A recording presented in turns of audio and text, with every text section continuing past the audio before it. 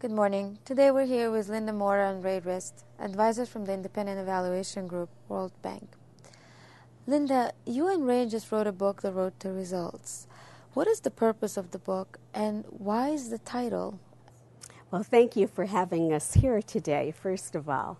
And second, let me say that this book, The Road to Results, is filling a gap. It's filling a void. It is the first of its kind, the first text that is actually on development evaluation and not evaluation in general. And not on one type of evaluation, but on all types of evaluation and the entire process. At the launch of the book, Ray, you talked about a shift toward program evaluations rather than the project evaluations. Can you elaborate about it a little bit more and tell us why and how it's addressed in the book? What we have learned from many years of development efforts in evaluation is that simply accumulating more and more project-level evaluations doesn't give us either the knowledge base or the insight on how to develop strategies at the country level or at the regional level. Aggregating hundreds and hundreds of project-level evaluations leaves huge gaps in our information. And so we've had to raise the bar. We've had to take the analytic work up to the program level, and indeed, one could say it's moving even from programs up to policies. That being able to make thoughtful choices about how to help development move forward can't be at such a micro level. We have to move to the macro level. And the book is trying to really emphasize that we're beyond the project cycle and that we are trying to move now at a level of really thoughtful analysis at the program and the policy level. According to the title of the book, it's also about designing and conducting effective development evaluations. How does it relate to monitoring systems and development programs, and why is evaluation needed? Monitoring and evaluation should be going hand in hand. One without the other is incomplete. Monitoring information, which the book emphasizes, gives you information about the extent of change, the direction of change, the pace of change. And that is very valuable information for those who must manage programs.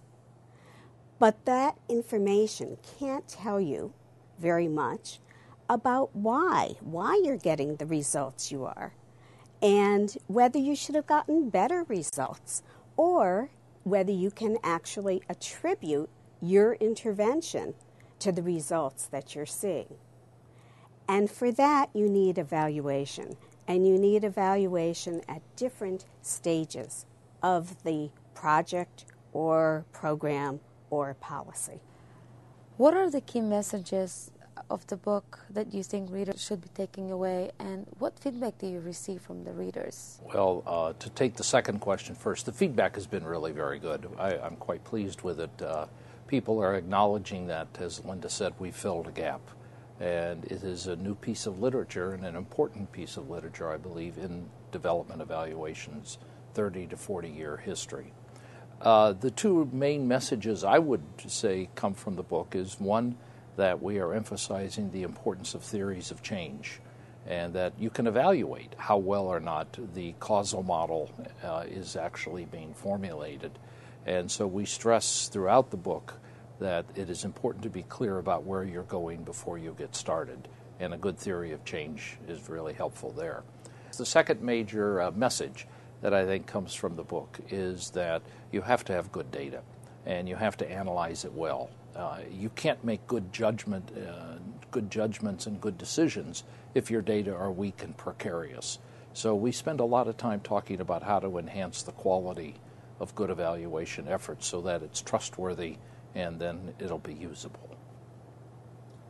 Well, I agree with those that Ray has talked about, but I would also add to them.